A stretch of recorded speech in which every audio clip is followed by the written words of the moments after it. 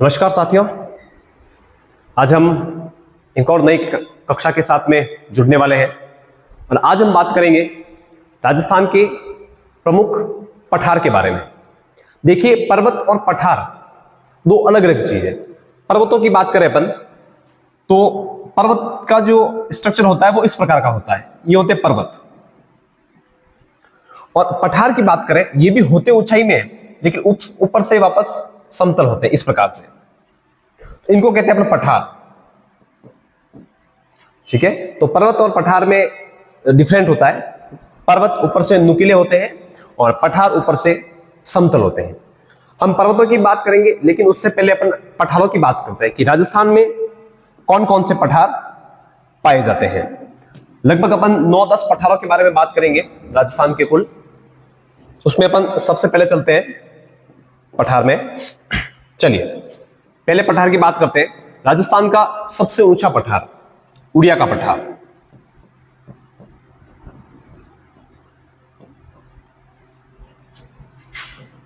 उड़िया का पठार यह राजस्थान का सबसे ऊंचा पठार है जो आपके सिरोही जिले में है। सिरोही जिले में है। इसकी विशेषताओं की बात करें, राजस्थान का सबसे ऊंचा पठार, और साथ ही साथ बात करें इसकी ऊंचाई की तो इसकी ऊंचाई है 1380 मीटर।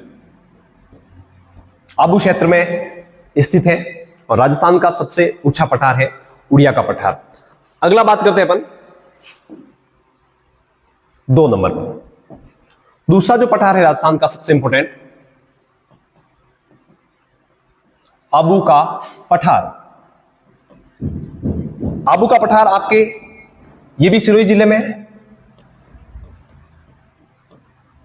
सिरोही जिले में राजस्थान का दूसरा सेकंड सबसे ऊंचा पठार। इसकी ऊंचाई की बात करें तो 1200 मीटर। ये राजस्थान का दूसरा सबसे सर्वोच्च पठार है। ये बात करते हैं अपन तीसरे पठार के बारे में। तीसरा पठार है भौराट का पठार। भौराट का पठार, अगर इसकी लोकेशन की बात करें अपन, उदयपुर एवं राजसमंद 2 जिलों में फैला हुआ है। अक्सर प्रश्न पूछा जाता है कि घोगुंदा जो महाराणा प्रताप की राजतिलक स्थली है, घोगुंदा एवं कुंभलगढ़ के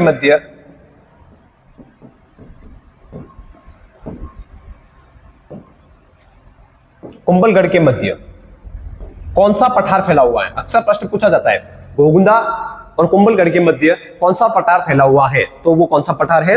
भौराट का पठार। ठीक है, तीसरा सर्वोच्च है। चलिए आगे चलते हैं अपन 4 नंबर पर। चौथा पठार बात करेंगे अपन ऊपरमाल का पठार।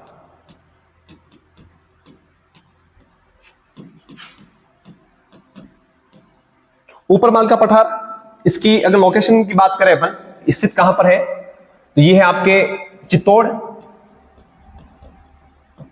एवं भीलवाड़ा 2 जिलों में अवस्थित है। और इससे संबंधित और प्रश्न पूछा जाए कि बिजूलिया है आपके भीलवाड़ा में। बिजूलिया एवं भैंस रोड के मध्य में फैला हुआ पठार क्या कहलाता है, या के मध्य का क्षेत्र क्या कहलाता है? बिजूलिया एवं भैंसरोडगढ़ के मध्य फैला हुआ है। प्राचीन समय में इसको उत्तमाद्री क्षेत्र कहा जाता था। उत्तमाद्री क्षेत्र कहा जाता था। साथ ही साथ ऊपरमाल से संबंधित एग्जाम में अक्सर प्रश्न पूछा भी जाता है कि ऊपरमाल पंचबोर्ड का गठन कब हुआ? ऊपरमाल पंचबोर्ड 1917 में। संस्थापक की बात करें तो विजय सिंह पथिक है। और इसके जो प्रथम अध्यक्ष बनाए गए थे ये तो है संस्थापक, इसके अध्यक्ष की बात करें अपन, मन्ना पटेल। ठीक है, तो ये इतिहास से संबंधित भी आप यहां से तथ्य याद रख सकते हैं कि ऊपरमाल का पठार कहां पर स्थित है, चित्तौड़गढ़ एवं भीलवाड़ा।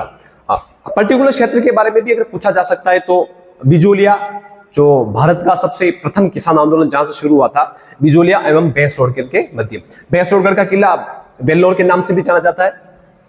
इस क्षेत्र को उत्तमाद्री क्षेत्र कहा जाता था। ऊपरमाल पंच बोर्ड का गठन 1917 में हुआ था विजय सिंह पथिक द्वारा, और इसके मन्ना पटेल को इसके अध्यक्ष बनाया गया था। चलिए अगला बात करते हैं अपन, 5 नंबर पे बात करते हैं लसाड़िया का पठार।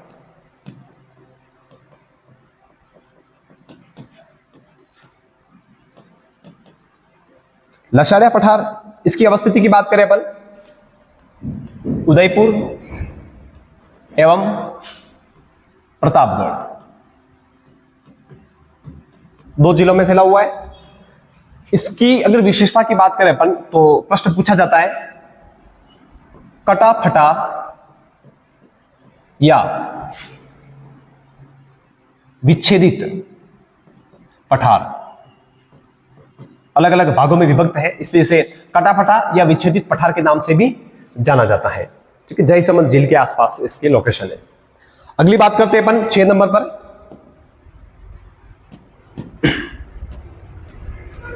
पीडमांट का पठार। पीडमांट पठार आपके राजसमंद जिले में, राजसमंद में भी स्थान पूछा जाए तो देवगढ़, देवगढ़ राजसमंद। ठीक है, चलिए अगले पठार की बात करते हैं 7 नंबर पर। इंपॉर्टेंट पठार है आपका अगला पठार, मेसा का पठार।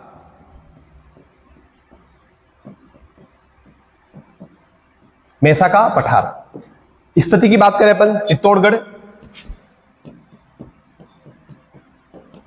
चित्तौड़गढ़। मेसा का पठार इसलिए इंपॉर्टेंट है क्योंकि विश्व का सबसे खूबसूरत किला और सबसे शौर्य एवं पराक्रम वाला किला चित्तौड़गढ़ कौन से पठार पर स्थित है, तो वो कौन से पठार पर स्थित है, मेसा के पठार पर। इसीलिए यहां से प्रश्न अक्सर पूछा जाता है। चित्तौड़ दुर्ग,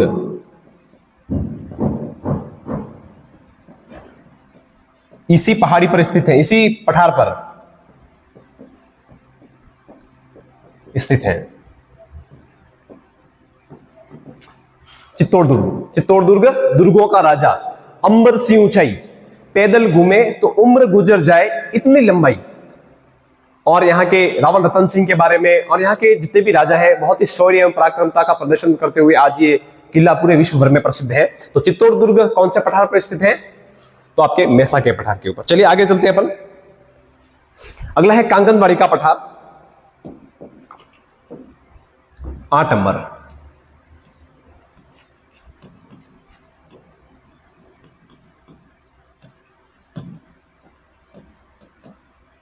कांगनबाड़ी का पठार आपके अलवर जिले में स्थित है। ठीक है, चलिए अगले बात करते हैं अपन छप्पन का पठार।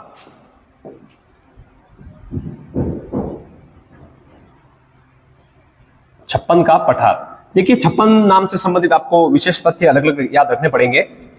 बाड़मेर, छप्पन का पठार या छप्पन की पहाड़ियां पूछी जाए तो उत्तर आपका बाड़मेर होगा। लेकिन अगर आपसे पूछा जाए कि छप्पन का मैदान कहां पर है, छप्पन का मैदान, तो ये हो जाएगा आपके बांसवाड़ा एवं प्रतापगढ़। बांसवाड़ा एवं प्रतापगढ़ के मध्य छप्पन का मैदान फैला हुआ है। और छप्पन का पठार अगर पूछा जाए तो वो हो जाएगा आपके बाड़मेर। ठीक है, अगला चलते मानदेसरा।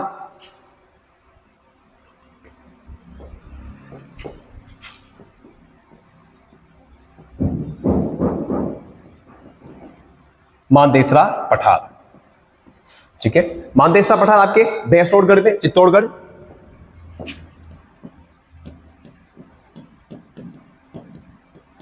भैंसरोडगढ़ कहां पड़ता है, चित्तौड़गढ़ में।